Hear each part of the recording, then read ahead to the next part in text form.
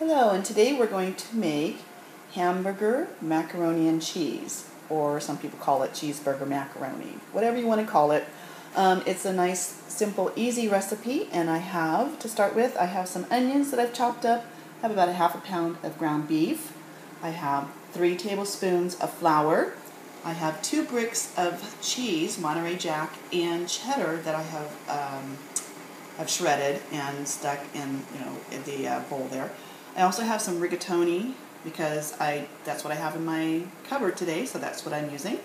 And I have that's about 5 cups of milk.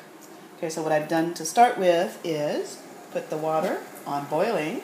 I've added some salt and pepper to it, and that's what I'm going to cook my rigatoni in. That's about a half a pound. And then I'm going to start to fry up my hamburger in this one here. I'm just going to turn that on to about medium, and I'm going to add my onions. I don't even put any extra fat in with this at the moment because I'm just going to stick that in there. And then I'm going to crumble the hamburger on top. So we need to go for just a couple of minutes here. Okay, let's go ahead and continue. I've got my onions in here on a dry pan, and I've got that on about medium-high heat. And I'm going to take my hamburger with my impeccably clean hands, and I'm just going to grind it up and just kind of smush it with my hands and just drop it in here. And what's going to happen is that as this cooks, the fat from the hamburger is going to put oil into the bottom of the pan here and help to cook those onions. So what I'm going to do is just let those cook, and when it starts to sizzle, when the hamburger gets brown, then I'll be done with that one. But in the meanwhile, salt and pepper, just as much as I want to put in there. And then I'm going to put some noodles in there. It's starting to boil. So what I'm going to do is just take my rigatoni, stick it in there, just like that. It's going to quit boiling for a moment. And I'm going to stir it up just to make sure it doesn't stick. And I'm going to keep it on high heat until this starts to reboil again. And I'm going to cook it until it's al dente. Actually, a little bit less than al dente because we put this in the oven. So I'm going to cook it for approximately 7 minutes after it starts to boil. Okay, my hamburger is done cooking. As you can see, it's all nice and brown. And what I'm going to do now is I'm going to drain the fat off of the hamburger because I really don't need all that fat down here. I don't know if you can see that or not. Here. You see there's a lot of fat in that. And it's not just fat in there, that's also a little bit of moisture too. So I'm going to go ahead and drain off the hamburger, and I'm going to stick it in a bowl here. And I'm going to use my slotted spoon to do this. So here, as I'm pulling that off, you can see that some of the juice and stuff goes back down into the pan. And at the same time, as soon as I get done with this, my noodles are going to be done. So I'm going to strain those and set them aside. Here, just carefully take all that. And then drain my noodles because they're back there. Okay, so I have drained my hamburger right here and set it aside. I have also drained my noodles, and I'm going to set those aside too for now. Next, I'm going to work back with my skillet here. You can see that I've been reducing this fat a little bit. Maybe you can't see as much, but anyway, it's on here, it's boiling, it's reducing. What I'm going to use that fat there instead of adding additional fat like oils or perhaps butter. I'm going to use what I have, saves time, and I'm going to add some flour to this. Now as I'm adding the flour, I'm going to stir it in really quick. So I'll show that to you in a minute. You can see it's just kind of soaking up all that fat. I'm going to keep stirring it until all of that gets incorporated in there.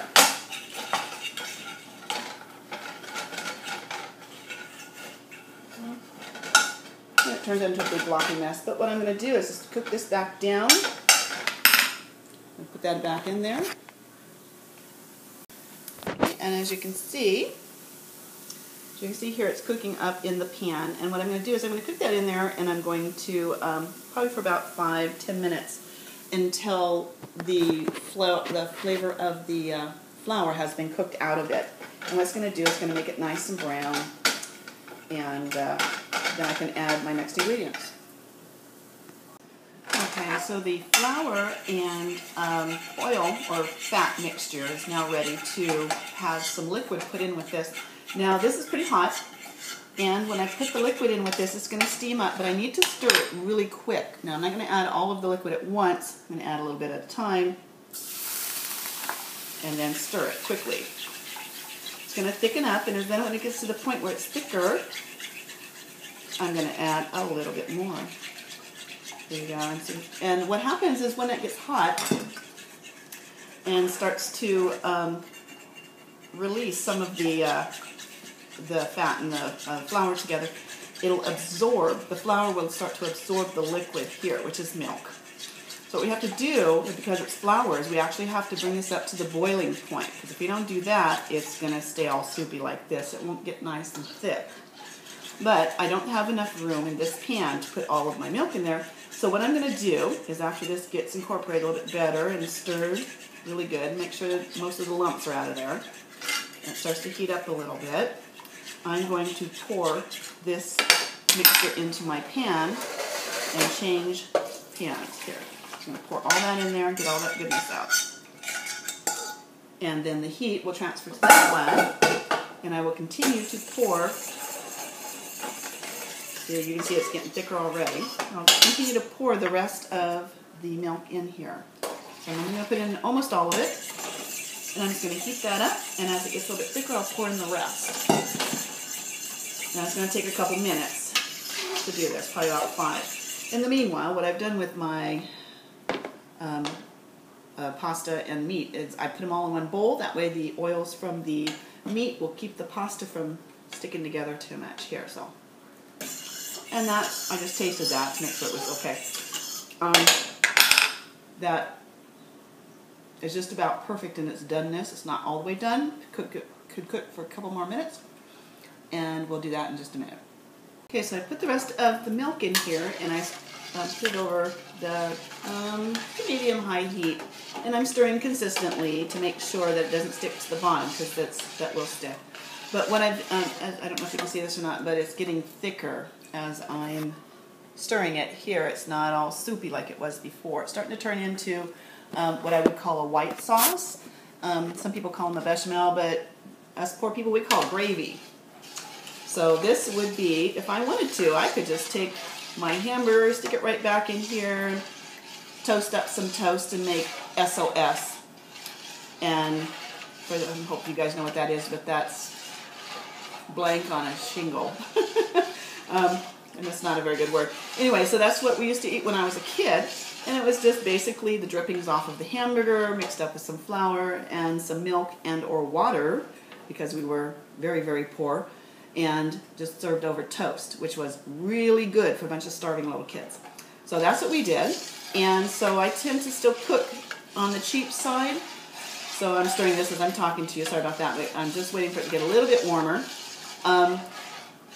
What I tend to do now, even though I'm grown up and all my kids are grown up and moved away and everything like that, I still tend to cook on the cheap side. So my hamburger was 50% off. It's one of those that out of the 50% off bin, and so it cost me like $2 for a pound of hamburgers, which was really good. Now the cheese was on sale, so it was like again half price. So I think I paid maybe $3 for this. The noodles I only used half of a pound. And was that 99 cents for a pound, so that's 50 cents. And then my milk and flour here with the pan drippings was probably another 50 cents. So altogether, I would say I probably have like $5 stuck in this meal here. Okay, so this is heated up to the point where it's starting to steam. I'm going to start to put my cheese in here. So I'm going to put it in a handful, move it around a little bit gently until it gets all the way in there, and then just put in another piece. You don't have to stir and stir and stir and stir to begin with, because it's going to melt pretty quickly. And I don't actually have to cook it all right now, because I'm going to stick this in the oven after I get done with it here. Right here, stick all of this, scrape the whole thing in there, and then whatever's left over, you can look at the insides of that. So you can see here, got that in my pan. I don't know if you can see that or not, but it's got some cheese in it, which is already melting. So now what I have is, I think, called a cheese bechamel sauce. So basically, what I call it is cheese added to my gravy. So I'm going to stir this up a little bit. If I wanted to, I could, at this point, change my mind and make a broccoli soup. Or I could just eat it like this and just have a cheese soup. I could put cauliflower in there, any kind of cheese sauce that I need. This is what this is right now, except it's not completely melted. So I stir this until it completely melts. So I'm going to give this just a couple more seconds, which is almost completely melted. Then I'm going to add back in all of this.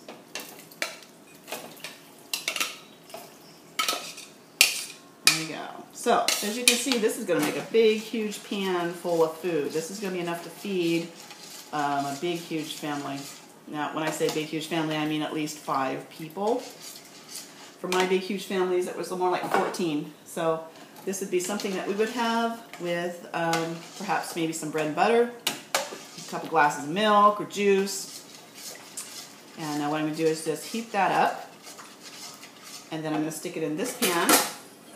Big old glass pan, stick it in the oven at 475 for approximately 30 minutes until it starts to bubble. I'm going to put some tin foil over the top of it. So I'm going to shut this off until I get that ready.